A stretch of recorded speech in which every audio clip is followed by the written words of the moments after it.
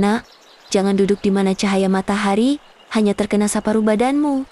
Itu duduk yang disukai setan. Baik, Bu. Saya akan pindah. Rasulullah Shallallahu Alaihi Wasallam bersabda, apabila salah seorang di antara kalian berada di bawah sinar matahari lalu bayangan bergeser darinya sehingga sebagian dirinya berada di bawah sinar matahari dan sebagian lainnya di bawah tempat teduh, maka hendaknya ia berdiri pindah. Hadis riwayat Abu Daud nomor 4821 dan Ahmad dinilai syahih oleh Al-Albani. Mentari pagi baru saja menyapa jendela rumah saat Abdullah, bocah laki-laki berusia 4 tahun, sudah sibuk menyeret ban renang raksasa berbentuk bebek di koridor. Hari ini adalah hari Sabtu, dan keluarga ini sudah sepakat untuk menghabiskan waktu di pantai. Ayah sedang sibuk menata tas lipat di ruang tengah sambil mengecek daftar barang.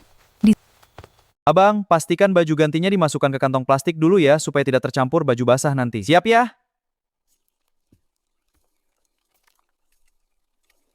Tiba, Khadijah berlari keluar kamar dengan membawa tas kecil berisi tumpukan buku cerita dan boneka.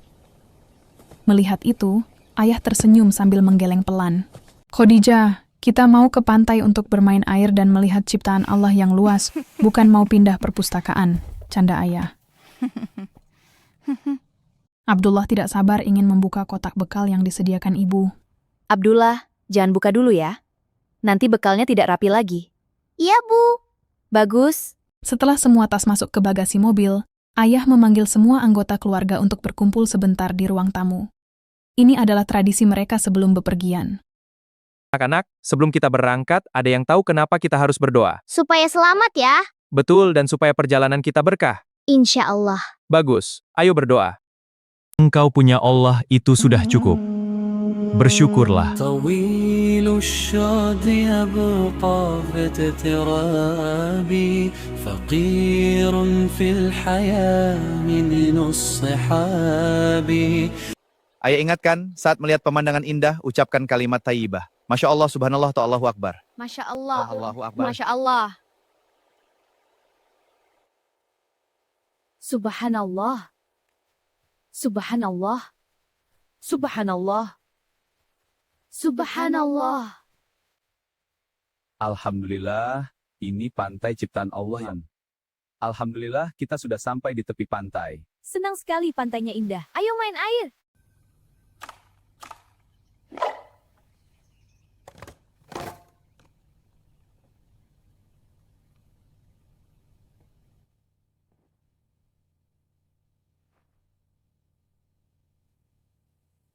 Manfaat kunyit salah satunya bisa mengobati luka. Nak, jangan ditiup minuman panasnya. Nabi melarang kita bernapas atau meniup di dalam gelas. Baik Bu, aku mengerti. Bagus, sekarang minum pelan-pelan. Ayah, tadi di sekolah, aku lihat ada teman yang pakai gelang hitam di tangannya. Katanya itu, supaya dia berani dan tidak diganggu setan. Aku jadi bingung ya. Dulu, Rasulullah pernah berpesan, barang siapa yang menggantungkan jimat, maka dia telah berbuat syirik. Kamu tahu artinya? Artinya, kalau kita percaya benda itu bisa melindungi kita, berarti kita tidak percaya lagi kalau Allah yang Maha Melindungi. Itu namanya perbuatan syirik, hal yang paling dilarang dalam agama kita. Tapi, teman aku bilang, itu pemberian kakeknya. Katanya biar dia hebat. Dengar ya, ada satu hadis lagi yang bunyinya, barang siapa menggantungkan sesuatu, maka Allah akan menyerahkan urusan orang itu kepada benda tersebut. Coba bayangkan, masa kamu mau dijaga sama seutas tali atau batu kecil? Padahal kita punya Allah yang menciptakan seluruh alam semesta. Jadi, kalau aku takut, aku harus bagaimana ya? Engkau cukup baca doa.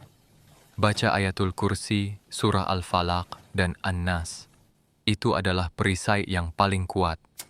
Allah tidak butuh benda-benda aneh untuk menjaga kita. Cukup dengan doa yang tulus, Allah pasti jaga kita di mana saja. Oh, jadi jimat itu nggak hebat ya? Yang hebat itu cuma Allah. Aku nggak mau pakai gelang-gelang begitu. Aku mau hafalin doa-doa saja, supaya disayang Allah. Pintar anak ayah, ingat ya, jangan pernah minta perlindungan kepada selainnya. Halo semuanya, jangan lupa komen dan share ya. Iya, dukung kami dengan share ke teman-teman. Cerita seru berikutnya ditunggu. Terima kasih sudah menonton. Sampai jumpa!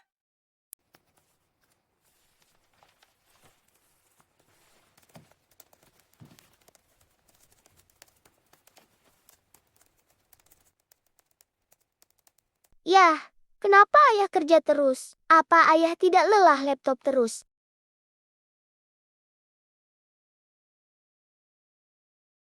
Ayah harus kerja, nah, supaya kita bisa beli buku sekolahmu, makan enak, dan memperbaiki atap yang bocor.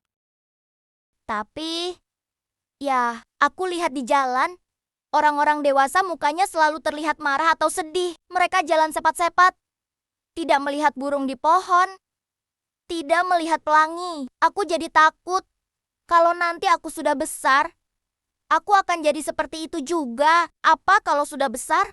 Kita tidak boleh main lagi ya? Apa kalau sudah besar, kita harus lupa caranya tertawa? Sini, nak. Dengar ayah. Kadang-kadang orang dewasa terlalu sibuk menghitung apa yang mereka belum punya, sampai mereka lupa melihat apa yang sudah ada di depan mata. Ayah kerja buat kamu, tapi kalau ayah sampai lupa main sama kamu, berarti ayah yang salah.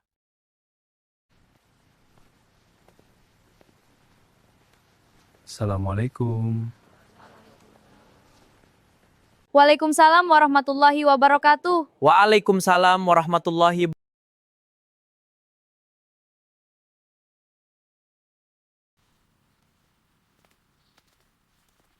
Assalamualaikum. Waalaikumsalam. Kamu harus ingat, kalau ketemu orang yang lebih tua, kita harus memberi salam lebih dulu ya.